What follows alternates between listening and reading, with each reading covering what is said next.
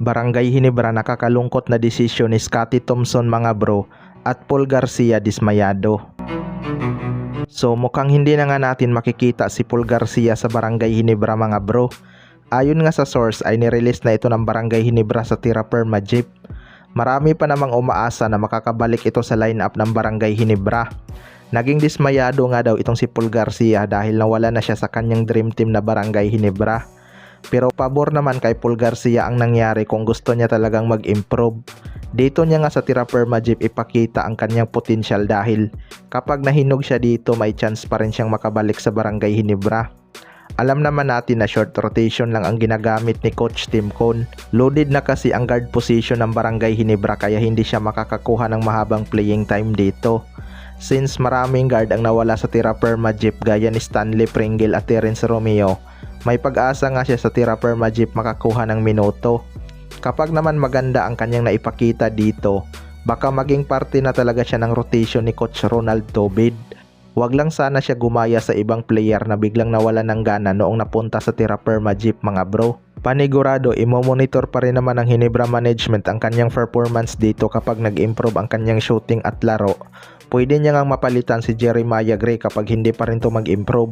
Sa kabilang banda naman mga bro, Scottie Thompson nakakalungkot na desisyon. Ito ngang si Scottie Thompson ang isa sa pumili ng rookie nitong Barangay Ginebra na si Jan Abis mga bro. Pareho nga sila ng paaralan na pinanggalingan kaya bagay talaga sa Barangay Ginebra tong si Jan Abis. Underrated nga ang player na to tulad ni Scottie Thompson noon. Kung hindi pa nga sinadjust ni Coach Olsen Rasila na si Scottie Thompson ang kanilang i-draft noong 2015, baka wala silang magaling na gwardiya ngayon. Kaya marami ngang umaasa na mala Scottie Thompson ang maging impact nitong si Jan Abis. Pero ayon nga sa source mga bro ay baka mag-volunteer itong si Scottie Thompson na umalis sa lineup para magkaroon ng slot itong si Jan Abis. Well, para sa akin mga bro, hindi pa naman makakapaglaro itong si Jan Abis dahil tatapusin niya pa ang kanyang kontrata sa perpetual. Pinapapirma lang nila ito upang mahawakan nila ang kanyang rights. May potential din kasi talaga itong si Jan Abis mga bro. Hindi lang masyadong napag-uusapan sa social media.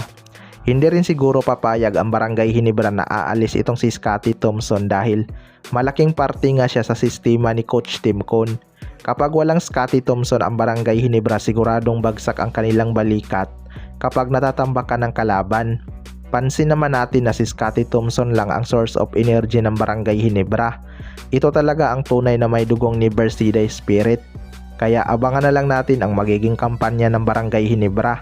Kayo mga bro, ano masasabi nyo tungkol dito?